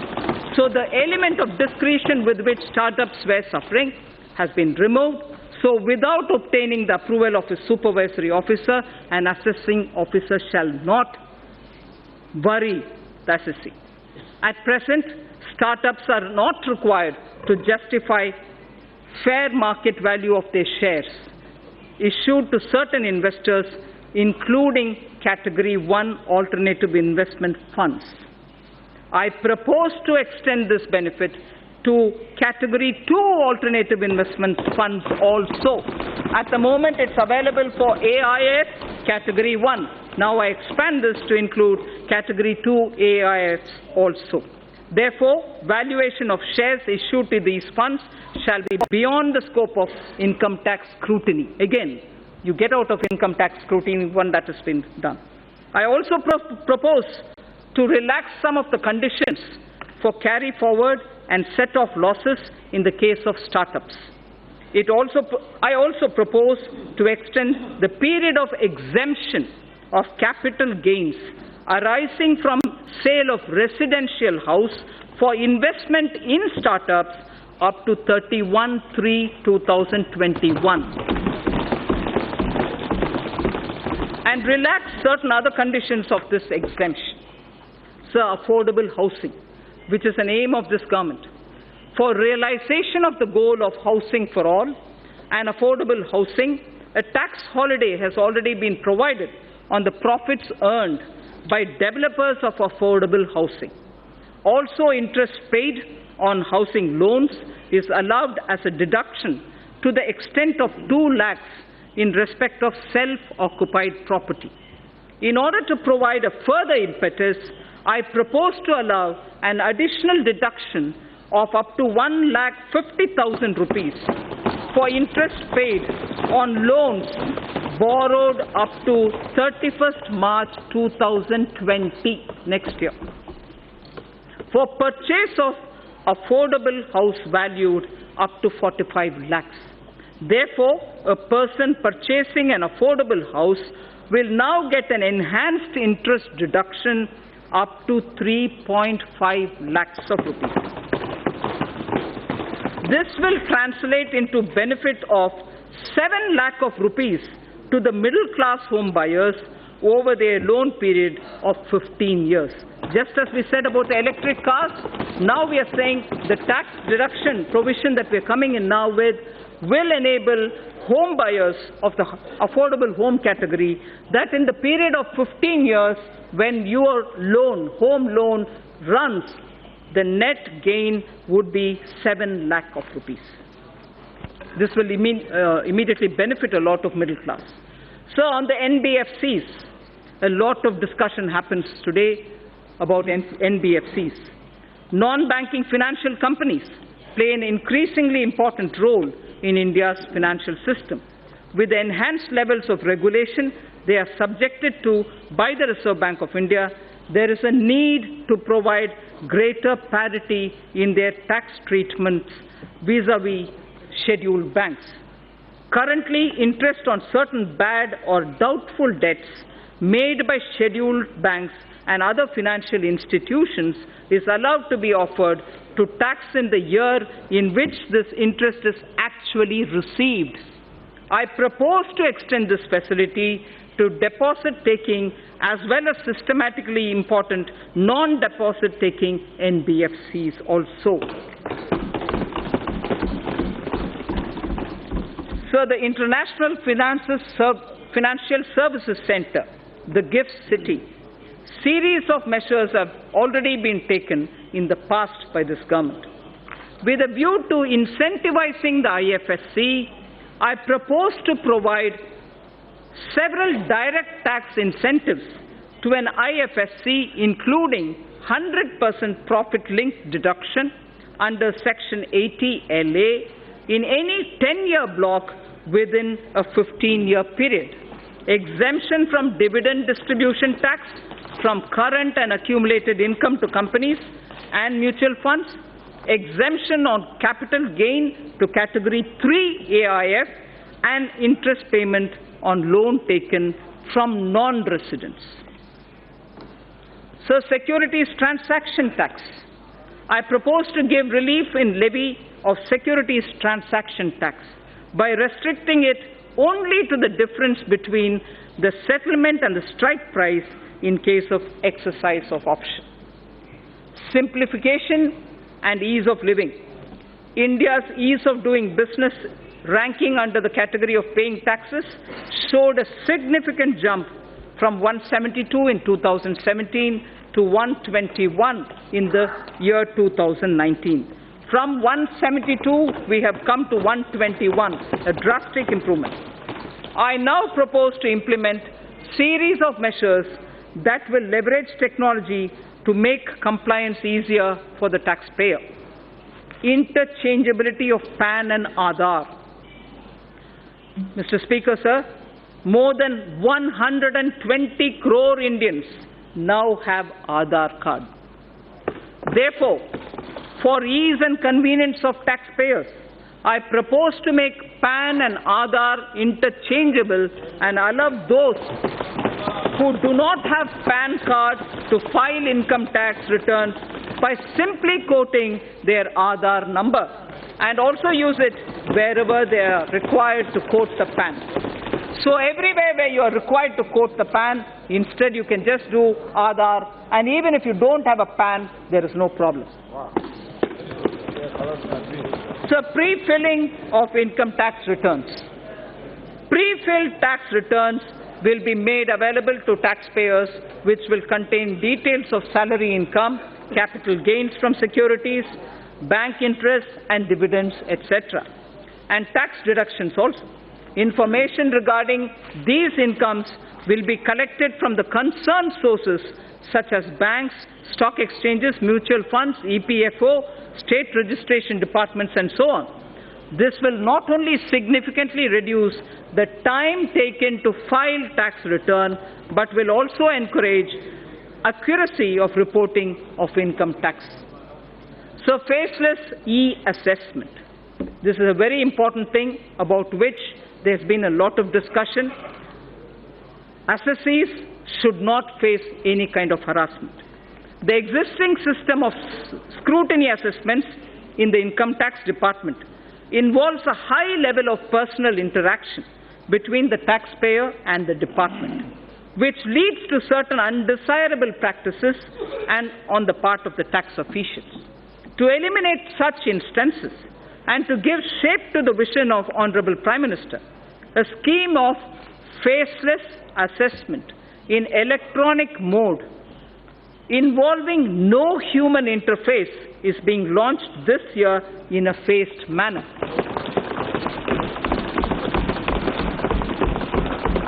To start with, such e-assessments shall be carried out in cases requiring verification of certain specified transactions or discrepancies.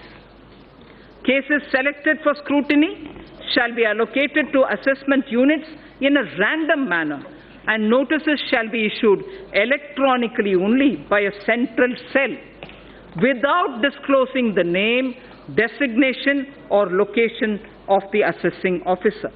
The central cell shall be the single point of contact between the taxpayer and the department.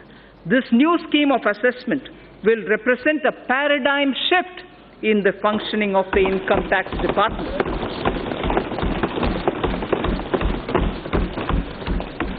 So on digital payments, our government has taken a number of initiatives in the recent past for the promotion of digital payments and less cash economy.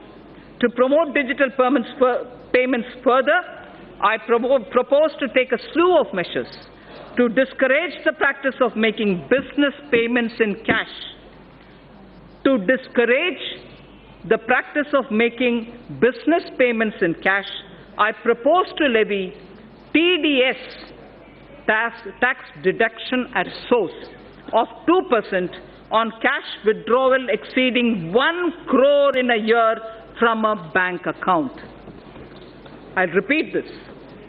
To discourage the practice of making business payments in cash, I propose to levy TDS of 2% on cash withdrawal exceeding 1 crore in a year from a bank account. Further, there are low-cost digital modes of payment such as Beam UPI, UPI QR code, Aadhaar Pay, certain debit cards, NEFT, RTGS, etc., which can be used to promote less cash economy. I therefore propose that the business establishments with annual turnover of more than 50 crores shall offer such low-cost digital modes of payment to their customers, and no charges no charges or merchant discount rate shall be imposed on customers as well as the merchants. No charges or merchant discount rates shall be imposed on customers as well as the merchants. RBI and banks will absorb these costs from the savings that will accrue to them on account of handling less cash as people move to these digital modes of payment. Necessary amendments are being made in the Income Tax Act and the Payments and Settlement System Act of 2007 to give effect to these provisions. So now about the revenue mobilization. I'm sure it's equally concerning for all of us. Mr. Speaker, sir, as I have started earlier, we have taken several measures in the past to alleviate the tax burden on small and medium income earners, as those having annual income up to 5 lakhs are not required to pay any income tax. We are thankful to the taxpayers who play a major role in nation building by paying their taxes. However, in view of the rising income levels, those in the highest income brackets need to contribute more to the nation's development. I therefore propose to enhance the surcharge on individuals having taxable income from 2 crore to 5 crores and 5 crore and above, so that effective tax rates for these two categories will increase by around 3% and 7% respectively.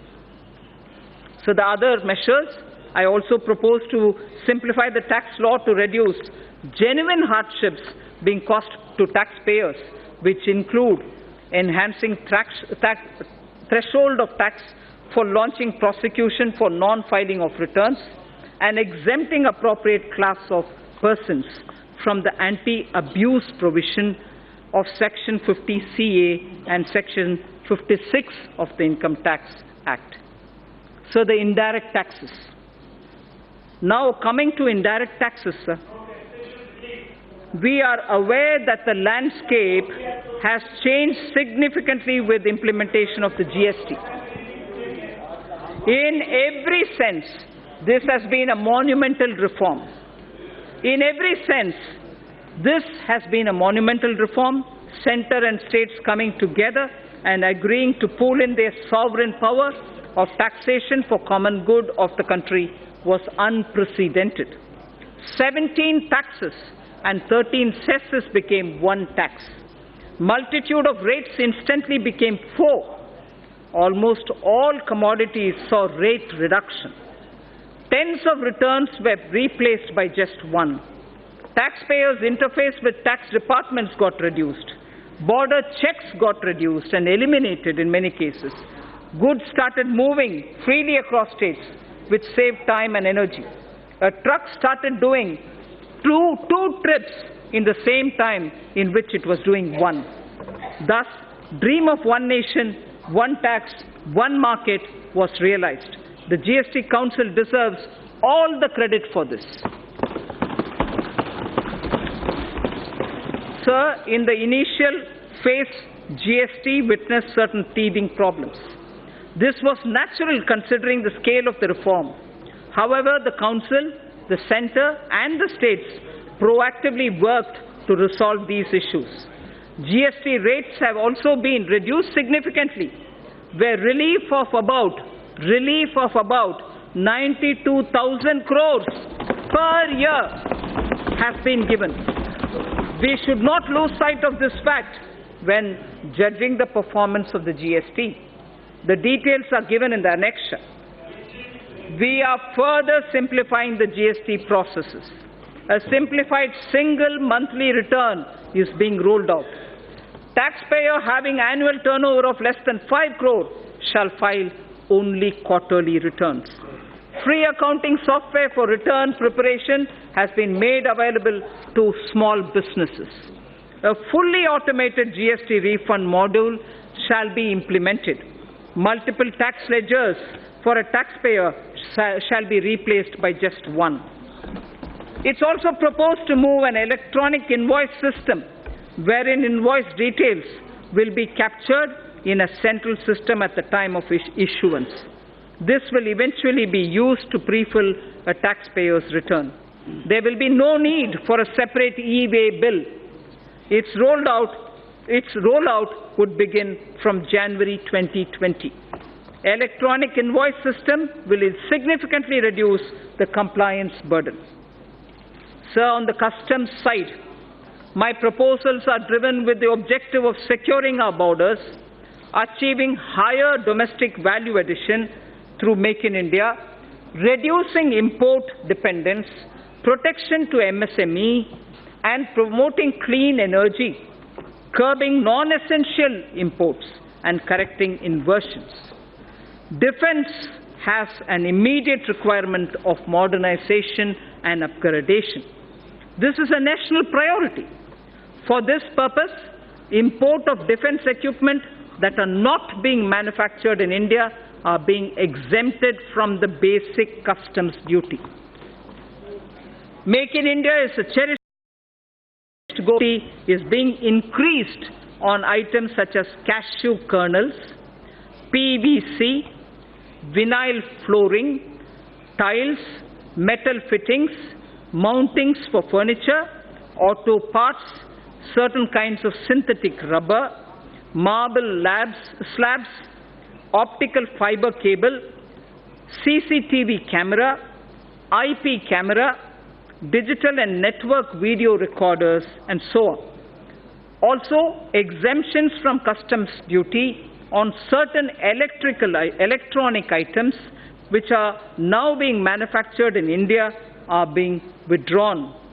Further, end-use based exemptions on palm stearin, fatty oils, and exemptions to various kinds of papers are also being withdrawn.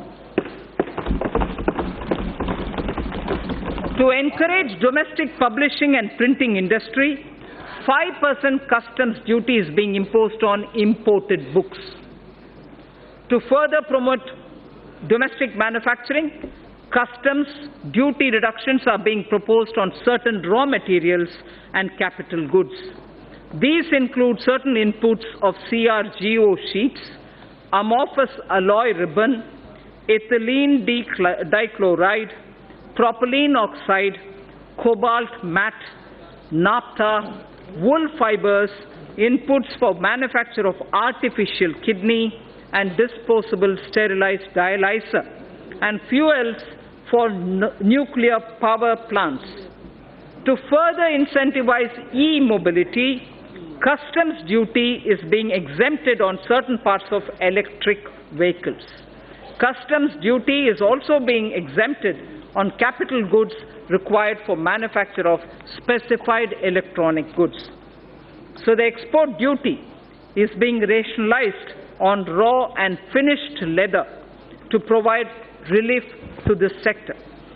Crude prices have softened from their highs. This gives me room to review excise duty and cess on petrol and diesel.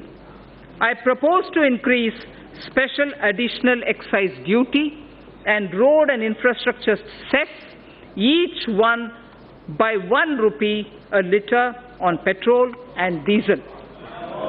It is also proposed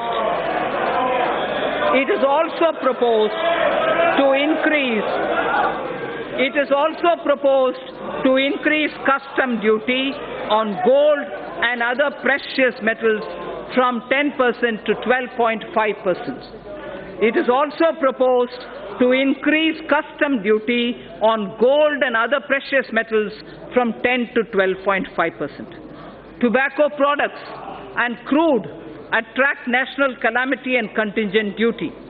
In certain cases, this levy has been contested on the ground that there is no basic excise duty on these items. To address this issue, a nominal basic excise duty is being imposed. Sir, I am also proposing few amendments to the Customs Act. Recent trends reveal that certain bogus entities are resorting to unfair practices to avail undue concessions and export incentives. While we have intensified our efforts against such nefarious activities, provisions are being incorporated in the Act for enhanced penalty and prosecution for such offences. Further misuse of duty-free scrips and drawback facility involving more than 50 lakh of rupees will be a cognizable and non-bailable offence. GST has completed 2 years. An area that concerns me is that we have huge pending litigations from pre-GST regime. More than 3.75 lakh crores of rupees is being blocked in litigations and service tax and excise. There is a need to unload this baggage and allow businesses to move on. I therefore propose a legacy dispute resolution scheme, that will allow quick closure of these litigations. I would urge the trade and business to avail this opportunity and be free from legacy litigations. The details of my tax proposals are given in the annexure. Sir Speaker, I thank you for this opportunity, and with these words, I commend the budget to this august House. Thank you. To Srimati Nirmala Sitharaman, Manya Vitt Mantri ji. I just would like to mention, although I have commended the budget, I just would like to mention, I have not mentioned specific allocations for the scheme and programs. I have not mentioned specific allocations for schemes and programs. All these details are available in the budget documents as much as my speech's annexure. I also thank and take this opportunity for the response that we've received for the crowdsourcing of ideas for the budget. Immense suggestions from common citizens reached us. We have benefited from the crowdsourcing. The one last mention, which is more for the curiosity's sake, the fiscal deficit. The fiscal deficit this year is 3.3%, brought down from 3.4%. Thank you. Item number 2, Srimati Nirmala Sitharaman, Manya Vitt Mantri ji. Of course, don't have the papers, isn't it?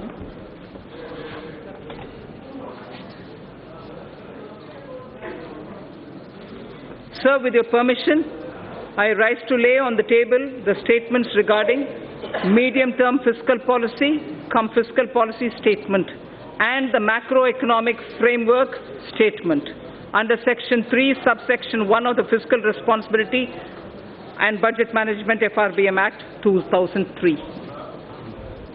Item number 3. Sir, with your permission again, I rise to move for leave to introduce the Finance Number 2 Bill 2019. प्रश्न ये है कि वित्त विधेयक को पुनर्स्थापित करने की अनुमति प्रदान की जाए। जो सदस्य इसके पक्ष में हाँ कहें, जो सदस्य इसके विरोध में ना कहें। मेरे विचार में निर्णय हाँ वालों के पक्ष में आए, हाँ वालों के पक्ष में आए, अनुमति प्रदान की जाती है। माननीय मंत्री जी, अब विधेयक को पुनर्स्थापित करें। Sir, I now introduce the bill. माननीय सदस्यों, मैं इस सभा की ओर से देश की पहली पूर्णकालिक महिला वित्त मंत्री जी को बजट पेश करने के लिए बहुत बहुत बधाई देता हूं और मैं सभी माननीय सदस्यों को भी 2 घंटे 15 मिनट तक आपने जिस शांतिपूर्ण ढंग से सरकार के पहले बजट को सुना, उसके लिए भी आपको बहुत बहुत बधाई देता हूं। सभा की कार्रवाई सोमवार दिनांक 8 जुलाई 2019 को सुबह 11 बजे तक के लिए स्थगित की जाती है।